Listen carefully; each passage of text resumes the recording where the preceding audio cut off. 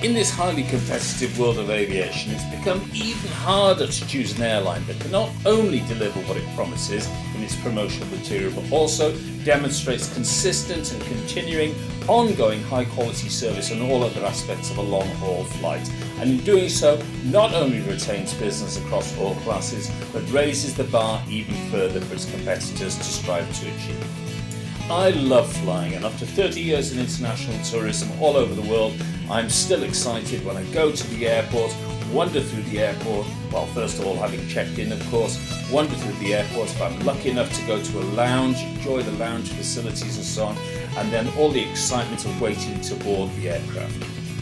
The particular relevance of this high quality service and ability to raise the bar is very relevant for airlines that operate on mega long haul flights like any flight from Australia, and I've done a number recently, not just at the pointy end but also in economy. And I was very surprised recently to fly again on Etihad, the national airline of the UAE, and only 15 years old in 2018 from Brisbane to Dubai, and experienced a perfect example of an airline that's achieved and exceeded world-class airline status and continues to work hard to improve even further, and anyone can be comfortable booking in any class. Now, I was fortunate to have experienced flying with Etihad in its very early days and several times since then, and it's been very impressive and consistently good each time. Yes, I was flying Brisbane to London by Abu Dhabi, and it's a superb long-haul flying experience, and I was in business. But it was particularly interesting to be able to experience the Dreamliner and then the Airbus A380 with the quality and in particular consistency of service between both aircraft being very good indeed. So please join me on my Etihad flight in this video clip and also in the article that you'll have clicked on beforehand. I flew Etihad Airways, as I say, Brisbane to Abu Dhabi. I was in business class on the Dreamliner between Brisbane and Abu Dhabi, and then the A380 from Abu Dhabi to London. The flight numbers were EY485 from Brisbane to Abu Dhabi, and Abu Dhabi to London EY9. The aircraft, as I say, from Brisbane to Abu Dhabi were Boeing 787s, and Abu Dhabi to London an Airbus A380. Left on time, arrived on time. Flight rating, I would say 10 out of 10. Very rare score for me. But totally, and I think very well deserved. The check-in process in Brisbane was quick, smooth, professional, lines moving quickly and so on, as one would expect. Other more traditional carriers and also newer carriers who promise to claim these high standards frequently, sadly, fail to deliver.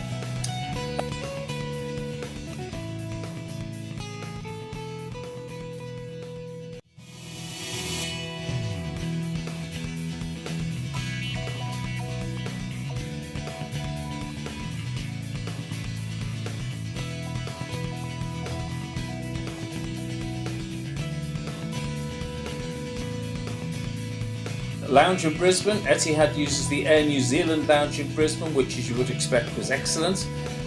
Transit in Abu Dhabi, very smart airport now, lots of improvements there, absolutely seamless and speedy. Bit of a walk to get to different gates, but plenty of time to do it and plenty of staff available and on hand to provide advice and guidance. The business class lounge in Abu Dhabi is superb, with a very comprehensive range of facilities, including a children's playroom, Six Senses spa, and what else could you wish for? Boarding on time in both Brisbane and Abu Dhabi, as I say. Now, on the 787 Dreamliner, I loved the seat, which was very well equipped for this first leg of around 14 hours, with my seat facing the rear, which I found extremely pleasant and comfortable, and the rear facing not an issue whatsoever. I had my own massive personal video screen, massive selection of latest and classical movies, TV shows and more available, and also Wi-Fi and all sorts of other bits and pieces, which I didn't actually use, but it was there if I wanted it.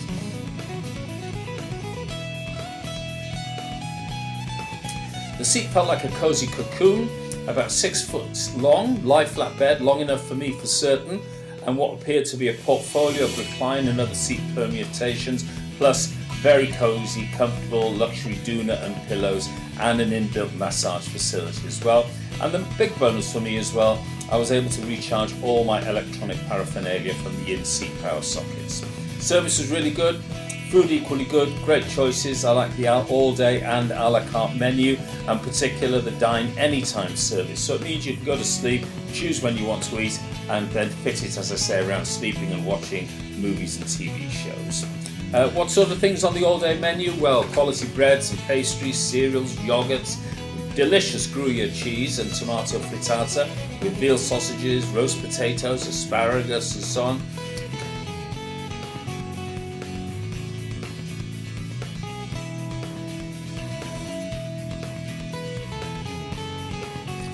On the A380, after the transit in Abu Dhabi, I had an aisle seat, but it did really feel again like a very cosy cocoon. 6 foot long, lie flat bed, very interesting, inbuilt massage facility, all that sort of stuff that was on the Dreamliner as well.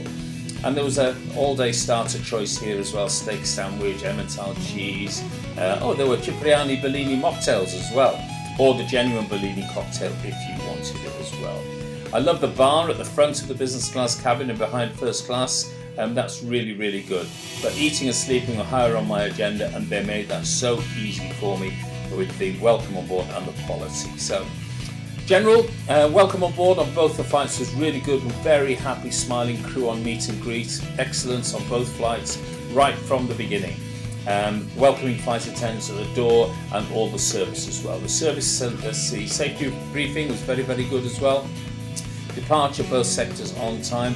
I particularly like the Acqua di Parma, their new amenity kits. It's a new partnership with the Italian fragrance brand Acqua di Parma. It mainly started off with its passengers in the residence on the 380s, but now it's available on long-haul first and business class service, and also in the airline's flagship first class lounge and spa in Abu Dhabi.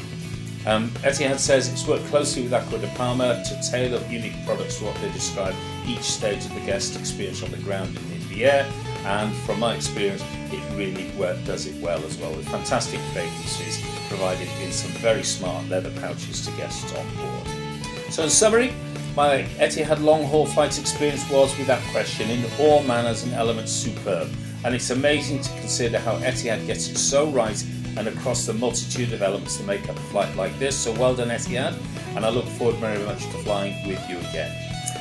I also had a short tour through economy and the first class suites when I was on board as well, and Etihad's recently introduced 10 Airbus A380s with what it calls economy space seats, which feature an increased pitch of up to 36 inches. So, in closing, the points of difference between the world's leading carriers, at least 2 of which are based in the Middle East, are getting smaller, with other more traditional mainstream carriers being left way behind. And I flew on 2 recently, one from the Northern Hemisphere, one from the Southern Hemisphere. And they were okay, but they were pretty average really, compared to the excellence across the board Etihad flight experience. The Etihad combination of great service, great food, great entertainment and great crew made this a memorable flight as well. And finally, so the crew on the Dreamliner must have known I was a journo, and of course that should not matter. And it didn't, as I saw they were providing the same excellent service to all the guests on board. But wait for this, how many times should the crew on an aircraft make a card for you and present it to you at the end of the flight? That tells you a great deal about the very high standards of care, service, passion, commitment and attention on board an aircraft with Etihad. So well done, Etihad. I can't wait to fly with you again.